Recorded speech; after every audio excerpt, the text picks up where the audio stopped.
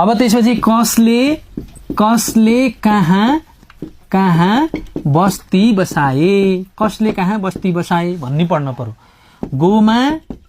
गोमा अब आब लभ गरिस् भने लब कागु किसी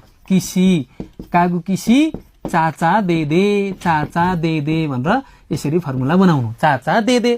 गोकर्णमा मानदेवले बस्ती बसाउने, गोकर्ण मानदेव, अब अंशुवरमा बलम्बु, आनन्दवर भक्तपुर आनन्ददेव भक्तपुर, त्यसपछि ललितपुरमा बरदेव, काठमाडौँमा गुणकामदेव, कीर्तिपुरमा शिवदेव, चाबेलमा चारुमती, देवपाटन देवपाल भनेर यसरी कसले कहाँ बस्ती बसाए गोमा अब आब लव कागु किसी चाचा देदे भनेर बनाउनु भयो भने तपाईँ कन्फ्युज हुन पर्दैन।